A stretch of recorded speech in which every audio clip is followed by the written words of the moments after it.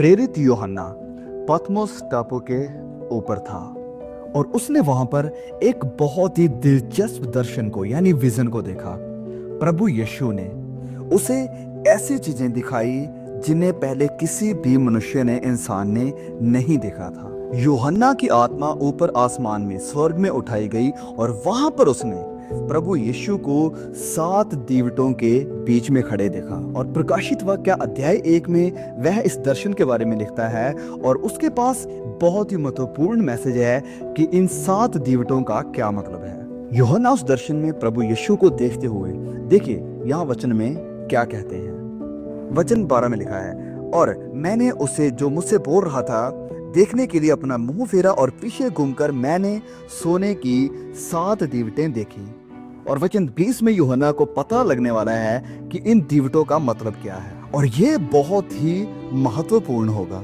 तो यहाँ पर बहुत ही बड़ी मदद होगी क्योंकि हमें पता चलेगा कि भविष्यवाणियों में ये दीवट किस चीज की तरफ इशारा करते हैं और पवित्र बाइबल में इसका क्या मतलब है। स्वर्गदूत प्रेरित यूहन्ना से कहता है कि वह 7 तारे 7 कलीसियाओं के दूत हैं और वह 7 दीवट 7 लैम्पस्टैंड्स आर द 7 चर्चेस 7 कलीसियाएं हैं। तो ये दीवटों का क्या मतलब है?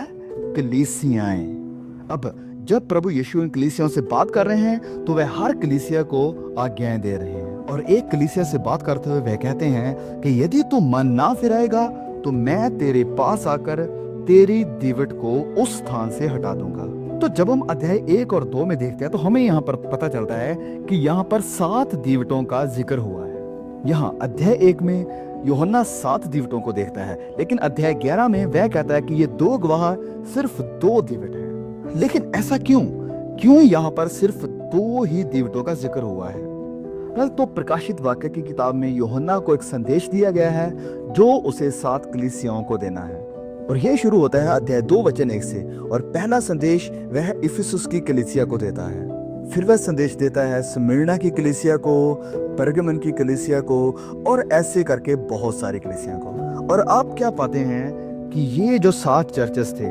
कलीसियाएं थी, ये उस वक्त जब ये खत लिखे जा रहे थे उस वक्त वहां पर मौजूद थे। तो ये जो प्रकाशित वाक्य की किताब है ये सिर्फ हम मसीहों के लिए ही नहीं लिखी गई है जो आज हम पढ़ते हैं, वरन उन मसीहों के लिए भी थी जो उस वक्त वहां पर मौजूद थे और उन लोगों के लिए इसमें बहुत ही जरूरी महत्वपूर्ण संदेश था। तो जब यूहन्ना इन खतों को उन कलीसियाओं के पास भेजता है, हाँ ये खत उन 7 कलीसियाओं को भेजे गए थे, लेकिन मैं और आप बाइबल की भविष्यवाणियों की और बाइबल के पैटर्न की स्टडी करने के बाद, इनको सीखने के बाद ये अच्छी तरह से जानते हैं कि बाइबल में अक्सर प्रोफेटिक पैरेलल है, समानताएं हैं। इन वचनों में जो परमेश्वर ने बातें कही हैं ये सिर्फ उन्हीं लोगों के लिए नहीं थी जो उस वक्त वहां मौजूद थे, जो इन्हें पढ़ते थे। ये सिर्फ उन्हीं के साथ रिलेट नहीं करता था, वरन इनमें लिखी बातें उन लोगों के लिए भी हैं जो सदियों के बाद, जो हजारों सालों के बाद इन वचनों को पढ़ते हैं। और यही बात लागू होती है इन 7 कलीसियाओं पर। और कई विद्वान इस बात को मानते हैं कि ये जो 7 कलीसियाएं थी उस वक्त में, ये 7 प्रकार या 7 किस्मों की कलीसियाएं थी जो उस वक्त भी मौजूद होगी जब प्रभु यीशु इस पृथ्वी पर वापस लौटेंगे। और अगर ऐसी बात है तो ये बहुत ही ज्यादा महत्वपूर्ण है। आप इसकी खुद भी स्टडी कर सकते हैं, इसमें डीप डाउन जा सकते हैं ये देखने के लिए कि ये जो 7 चर्चों का यहाँ जिक्र हुआ है ये 7 प्रकार हैं या 7 किस्में हैं, 7 तरह की कलीसियाएं हैं जो प्रभु यीशु के लौटने से पहले इस पृथ्वी पर मौजूद होंगी। तो प्रेरित यूहन्ना जब ये सारी बातें लिख रहा है तो वह सिर्फ उस वक्त की कलीसियाओं को ही नहीं लिख रहा है, वरन ये उन विश्वासियों को भी लिख रहा है जो प्रभु यीशु के लौटने से पहले यहाँ पर मौजूद होंगे, ताकि वह भी तैयार रह सकें और प्रभु यीशु के आने के लिए अपने आप को तैयार कर सकें। अब इन वचनों में बहुत सारे ऐसे सबूत हैं जो हमें बताते हैं और हमारी समझने में मदद करते हैं कि ये जो बातें लिखी गई हैं सिर्फ उन्हीं लोगों के लिए नहीं लिखी गई हैं जिन्हें ये लेखक लिख रहे थे। तो इस बात के बारे में हम कैसे पता कर सकते हैं कहाँ लिखा है? तो सबसे पहले ये कि जब ये यूहन्ना हर कलीसिया को ये संदेश लिखता है तो प्रभु यीशु की आवाज यूं कहती है कि जिनके कान हो वह सुन ले कि आत्मा कलीसियाओं से क्या कहता है। और यहाँ पर आगे फिर लिखा गया है कि जिनके कान हो वह सुन ले कि आत्मा कलीसियाओं से क्या कहता है।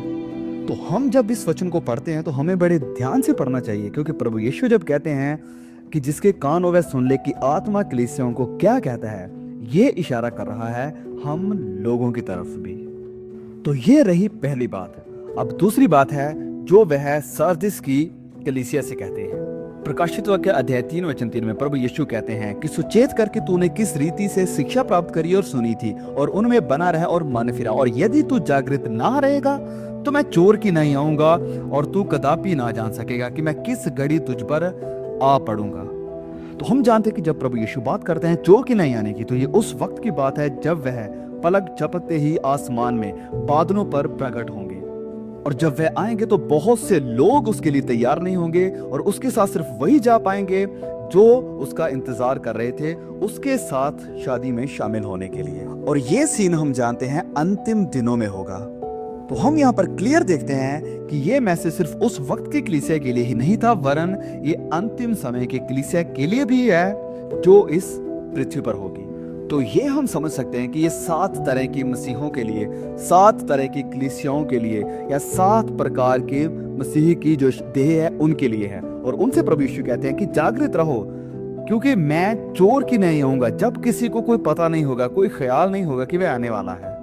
तो चलिए वापस चलते हैं हमारे सवाल पर कि क्यों ये वचन सिर्फ 2 दीवट ही कहता है। देखिए, जब यूहन्ना इन 7 कलीसियाओं को लिख रहा है तो उनमें से 5 कलीसियाओं को क्रिटिसाइज किया गया था, उनके ऊपर दोष लगाया गया था। उदाहरण के लिए लौदीकिया के कलीसिया, उन्हें प्रभु यीशु कहते हैं सो इसलिए कि तू गुनगुना है और ना ठंडा है और ना गर्म है, मैं तुझे अपने मुंह से उगलने पर हूँ। तू जो कहता है कि मैं धनी हूँ और धनवान हो गया हूँ। तो यहाँ पर कई किस्म के, कई प्रकार के, कई टाइप्स के मसीही हैं जिनसे प्रभु यीशु बात कर रहे हैं। कुछ ऐसे मसीही हैं जो बहुत लेजी बन चुके हैं, कुछ ऐसे मसीही जो परमेश्वर की खातिर जोश में नहीं है, और कुछ ऐसे जो विश्वास से गिर चुके हैं, पीछे जा चुके हैं। तो प्रभु यीशु कहते हैं कि जब मैं वापस आऊंगा तो मैं तुम्हें उगल दूंगा, क्योंकि ये मैसेज आखिर वक्त के मसीहों के लिए भी है।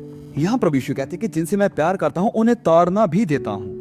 तो प्रभु यीशु यहाँ पर इन 7 कलीसियाओं से बात कर रहे हैं, और उनमें से 5 को वह कहते हैं कि आपको अपने आप को सुधारने की, अपने आप को सही करने की जरूरत है। और मैं ये विश्वास करता हूँ कि अगर प्रभु यीशु हमसे बात कर रहे होते तो वह हमसे भी यही कहते कि आपको अपने आप को सही करने की, अपने आप को सुधारने की जरूरत है।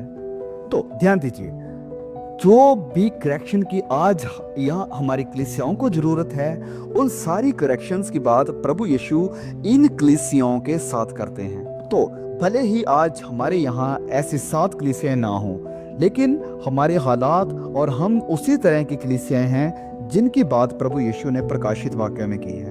तो जैसे मैंने पहले भी कहा है कि 7 में से 5 कलीसियाओं को क्रिटिसाइज किया गया था, और आप क्या देखेंगे कि सिर्फ 2 कलीसियाएं थी जिनके बारे में अच्छा और भला कहा गया था। सिर्फ 2 कलीसियाएं थी जिन्हें झिड़क नहीं मिली, वो थी स्मिर्ना और फिलडेल्फिया की कलीसिया। तो उन दोनों कलीसियाओं के बारे में हम यहाँ पर वचन में क्या देखते हैं कि जो वचन स्मिर्ना और फिलडेल्फिया को दिया गया था, इन दोनों में समानता है, एक पैरेलल है। इन दोनों कलीसियाओं के बारे में एक ही जैसे बात कही गई है कि अंतिम समय में ये 2 ऐसी कलीसियाएं होंगी जिनके ऊपर लोग ब्लेम लगाएंगे, जिन्हें क्रिटिसाइज करेंगे और जिन्हें बुरा भला कहेंगे। प्रकाशित वाक्य अध्याय 2 वचन 8 से हम देखते हैं कि ये जो स्मिर्ना की कलीसिया है, इनके ऊपर दोष लगाया जाएगा, इनकी निंदा की जाएगी उन लोगों के द्वारा जो अपने आप को यहूदी कहते हैं। और फिर प्रकाशित वाक्य अध्याय 3 वचन 7 से लेकर 8-9 तक में जब हम पढ़ते हैं तो यहाँ पर भी वही बात लिखी है कि जो अपने आप को सच्चे यहूदी मानते हैं वह उनकी निंदा करेंगे, उनके ऊपर दोष लगाएंगे। और यही तो आज हम देख रहे हैं, आज कई ऐसी मसीह की कलीसियाएं हैं जिनके ऊपर ये दोष लगाया जा रहा है उन लोगों के द्वारा जो कहते हैं कि सच्चे यहूदी हम हैं, सच्ची परमेश्वर की प्रजा हम हैं। तो कई ऐसे आज ग्रुप हैं जो ये दावा करते हैं कि असल अब्राहम की संतान हम हैं, आप लोग नहीं हैं और आप परमेश्वर के राज्य में प्रवेश नहीं कर पाएंगे। तो प्रभु यीशु अपनी कलीसिया से कहते हैं कि देखिए, आप शैतान की सभा के लोगों से ये सुनने वाले हैं, निंदा सुनने वाले हैं, वह कहेंगे कि हम असल यहूदी हैं, हम परमेश्वर की प्रजा हैं। लेकिन हम जानते हैं कि परमेश्वर की संतान कहलाने के लिए हमें विश्वास करना बहुत जरूरी है। ये मायने नहीं रखता कि आपकी जात क्या है, आपका रंग क्या है, आप परमेश्वर की प्रजा हैं। तो प्रभु यीशु कहते हैं कि हाँ, वह लोग तुम्हारी निंदा करेंगे जो शैतान की सभा के लोग हैं, जो कहते हैं कि हम सच्चे यहूदी हैं, लेकिन वह आकर तेरे चरणों में दंडवत करेंगे और ये जान लेंगे कि मैंने तुझसे प्रेम रखा है। तो क्यों परमेश्वर ने हमसे प्रेम रखा है? क्योंकि हम परमेश्वर की संतान बने हैं, हमारी जाति के कारण नहीं, हमारी चमड़ी के रंग के कारण नहीं, वरन प्रभु यीशु पर विश्वास करने के द्वारा। ये दो दीवटों का दर्शन या विजन इन दो गवाहों के बारे में अच्छे से समझने के लिए हमारी बहुत ही महत्वपूर्ण तरीके से मदद करता है। क्योंकि अगर दो गवाह इशारा करते हैं परमेश्वर के लोगों की तरफ, जिन्हें बड़ी सामर्थ्य के साथ इस्तेमाल किया जाएगा, जिन्हें ताकत और अधिकार दिया जाएगा परमेश्वर की गवाही देने के लिए, तो सवाल हमारे सामने ये आता है कि क्या ये ताकत सब मसीहों को मिलेगी? वेल, तो इन सारी बातों के आधार पर जो हमने सीखी हैं, जवाब है नहीं। क्योंकि अगर ये 7 दीवट सिंबल हैं या इशारा करते हैं सभी विश्वासियों की तरफ, और इन सभी में से सिर्फ इन दोनों को ही ताकत और अधिकार दिया जाएगा अंतिम समय में गवाही देने के लिए, तो इसका मतलब ये हो सकता है कि 30% से भी कम विश्वासी उस अंतिम समय की ताकत और अधिकार में काम करेंगे। लेकिन ऐसा क्यों? Why is it like this? क्योंकि परमेश्वर पवित्र है और वह ऐसी ताकत सिर्फ उन्हीं लोगों को देंगे जो इन दो दीवटों की तरह हैं, दो चर्चेस की तरह हैं, स्मिर्ना और फिलाडेल्फिया की कलीसिया की तरह।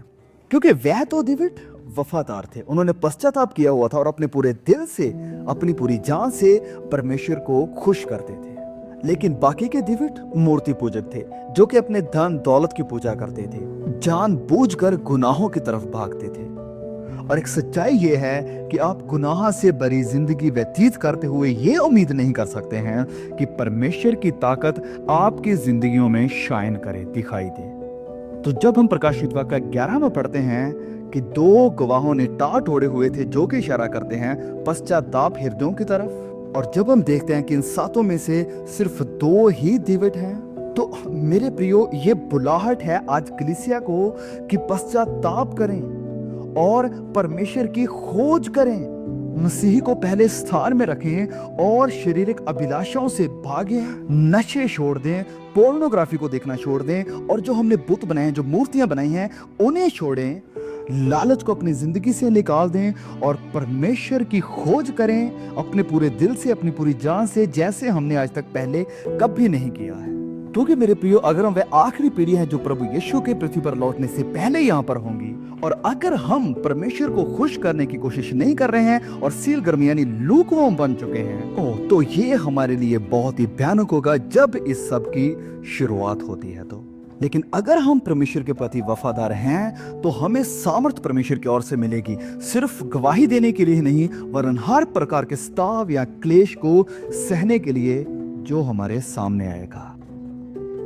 तो जो सवाल अब हमें अपने आप से पूछना चाहिए वो ये है कि अगर हम इस पृथ्वी पर हैं जब इन 2 गवाहों को सामर्थ और अधिकार दिया जाता है, तो क्या हम उन 30% में से एक होंगे? तो ये मैसेज बहुत ही जरूरी है, खासकर हम मसीहों के लिए। और अगर आपने अभी तक उन 2 गवाहों की हमारी वीडियो को नहीं देखा, तो प्लीज़ जाकर उसे जरूर देखिए, ताकि आप इनके बारे में अच्छी तरह से समझ पाएं। और यहाँ पर इस मैसेज में जो प्रभु यीशु अंतिम समय के बारे में हमें कह रहे हैं, वो बात ये है कि हमें अपने आप को शुद्ध करने की जरूरत है, हमें वफादार रहने की, तैयार रहने की जरूरत है, हमें जागरूक होने की जरूरत है, हमें गुनाह छोड़कर परमेश्वर की खोज करने की जरूरत है, परमेश्वर के पीछे चलने की जरूरत है, जैसे आज तक हमने पहले कभी नहीं किया है। तो प्लीज मेरे प्रिय भाइयों और बहनों, मैं आपसे विनती करता हूं कि इस मैसेज को अपने दोस्तों, अपने चाहने वालों के साथ शेयर करें, ताकि वह भी पश्चाताप के इन टाट को ओढ़कर प्रभु यीशु की सामर्थ के लिए, प्रभु यीशु के दूसरे आगमन के लिए तैयार रह सके। फिर मिलेंगे बहुत जल्द एक और नए वीडियो के साथ। तब तक के लिए सभी को प्रभु यीशु मसीह के नाम में जय मसीह की।